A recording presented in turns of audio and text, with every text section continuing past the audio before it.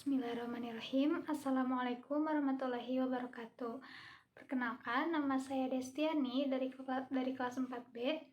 Di sini saya akan menjelaskan mengenai UTS pada mata kuliah Kimia Unsur Utama, dan saya akan menjelaskan nomor soal 1 dan 2. Soal pertama yaitu suatu senyawa sedang diuji untuk digunakan sebagai propelan roket. Analisisnya menunjukkan senyawa ini mengandung 18,54% atom F, 34,61% atom Cl, dan 46,85% atom O.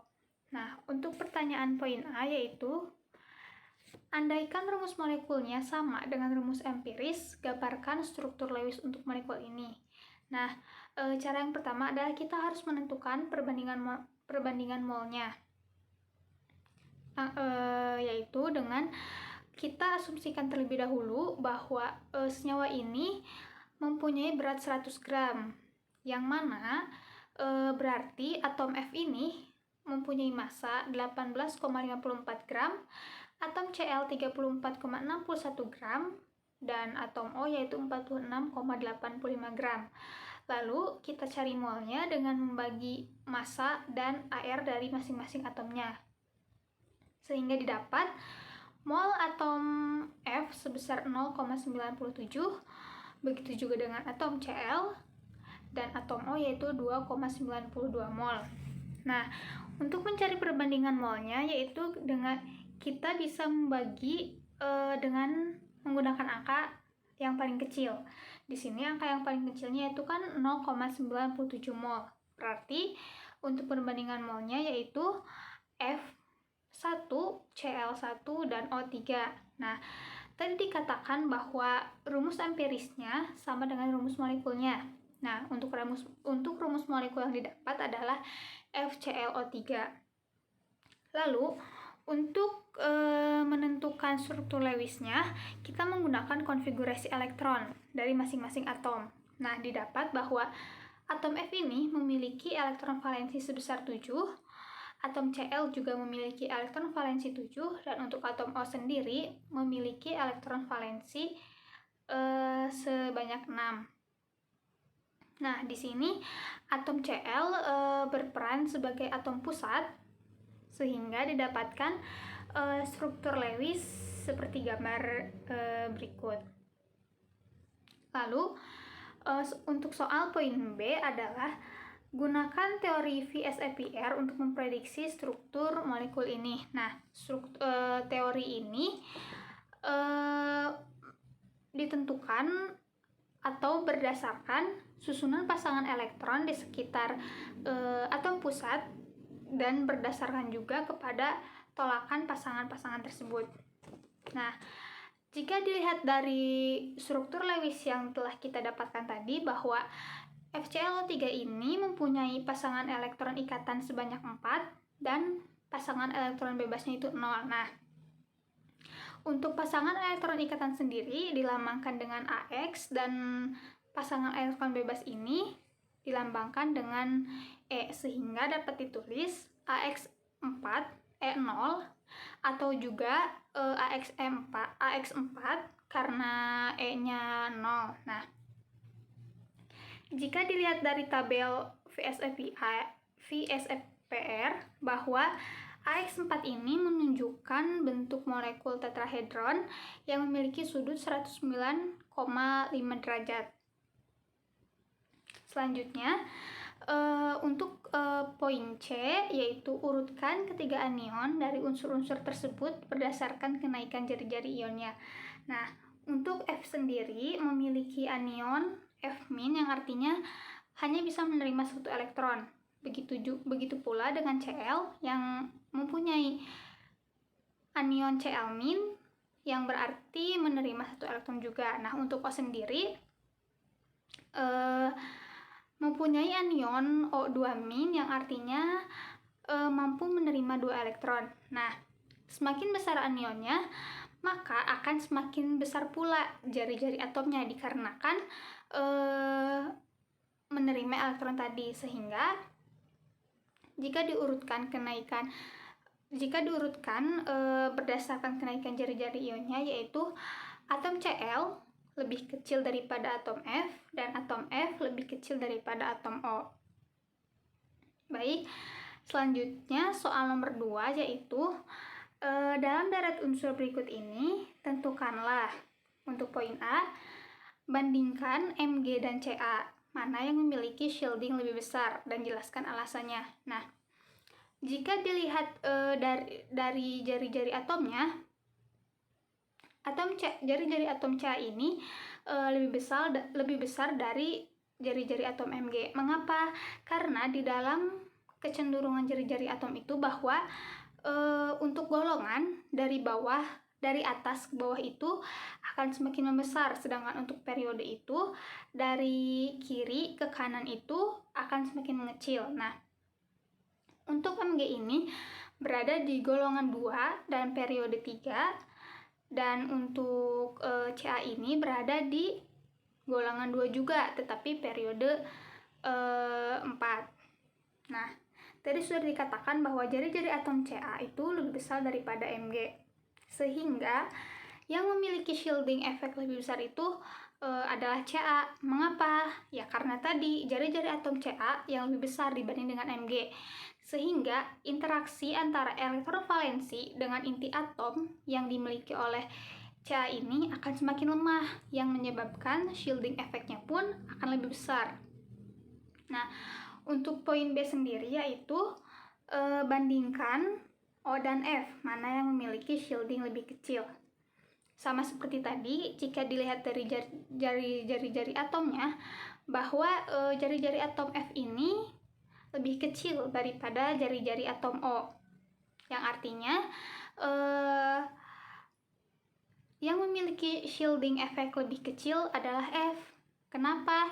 Ya karena tadi jari-jari atomnya itu lebih kecil dibanding dengan jari-jari atom O, sehingga interaksi antara elektron valensi dengan inti atom ini akan semakin kuat, yang menyebabkan shielding efek dari atom F-nya itu lebih kecil.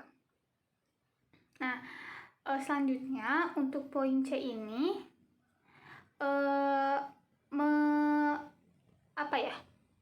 mengurutkan kenaikan ZeF dari besar ke kecil untuk atom-atom Mg, Ca, O, dan F. Nah, apa sih ZeF itu? ZeF itu adalah muatan inti atom. Nah, untuk rumusnya itu Z dikurangi S dengan Z adalah bilangan atom dari atomnya itu sendiri, dan S itu tetapan pemerisaian. Yang pertama adalah atom Mg. Kita terlebih dahulu membuat konfigurasi elektronnya. Nah, untuk atom Mg sendiri yaitu 1s2, 2s2, 2p6, dan 3s2.